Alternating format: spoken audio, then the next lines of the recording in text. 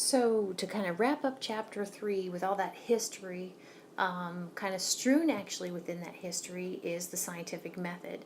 And you've probably been exposed to what the scientific method is. Basically, based upon observations, you come up with some sort of explanation of those observations. We call that hypothesis.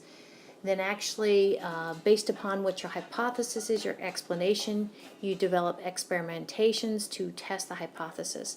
Now, this actually, you go, you do this a lot. This is kind of my like little circle. So the scientific method requires lots of experimentation, gathering data, your observations, and going back then to your hypothesis to see if those observations then support your hypothesis, or do you need to tweak your hypothesis? So there's a lot going on right in there. That takes a lot of time. Sometimes people get actually the term theory mixed up with hypothesis. So a theory then is kind of like if you're playing checkers and you get to your opponent's side with your checker piece and they say, oh dude, good job, and they go ahead and they put another piece on top and they king you. Okay, so theory is actually like a kinged version of a hypothesis.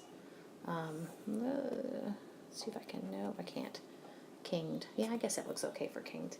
So a theory, if it's a scientific theory, is not just a whim. Sometimes people incorrectly will say, you know, what the body of science and the body of scientists and the preponderance of scientific method or scientific evidence suggests is a theory. Okay, that actually has undergone a lot of scrutiny. So to say it's just a theory is incorrect. That's my point.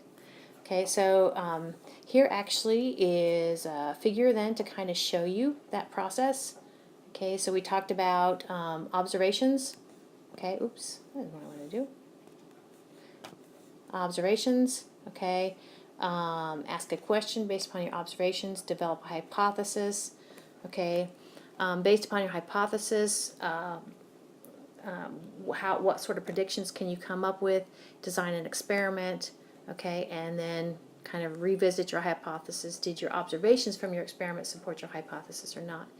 And so what this is missing is actually after you do that a lot, then actually, and you publish, and these days you actually would publish to a scientific journal specific for your area of science, then if it passes all that, you can elevate it to a scientific theory.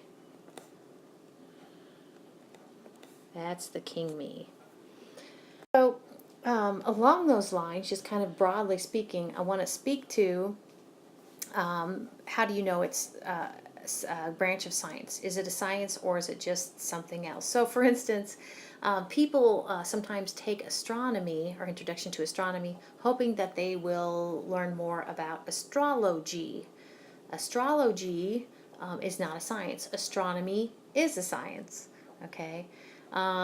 So the thing about science is that there's a number of things I'm going to kind of show you here at the right. But one of the things is, I mentioned it before with the Ptolemy model, is that according to Occam's razor, you need to keep it simple, stupid. The other day I was talking to students saying they didn't know what keep it KISS meant. So the KISS principle means keep it simple. And I know it sounds mean. I'm not calling you stupid, but really that's what the second S in the KISS principle means. So according to Occam's razor, you need to keep it simple. That is to say that if your explanation gets kind of out there as far as being complicated and having all sorts of weird little details, then there's a good chance that you're off track. Okay, so keep it simple. The simpler the better. Here I have actually some things that are called pseudosciences. It seems to me that actually sometimes people tack on the ology, O-L-O-G-Y. So like psychology is a science, sociology is a science, those are soft sciences. But ufology is not a science. In part because, for instance, as curious as I am about kind of things that have been captured on tape and that sort of thing for UFOs, you really can't develop a hypothesis that can be tested, as far as I can see anyway. So no, it's not a real science. Astrology, some of you know that's your horoscope, that sort of thing. And it's really, you can develop what you think is a hypothesis, like reading your horoscope, but it's really not predicting things really correctly. Numerology, parapsychology.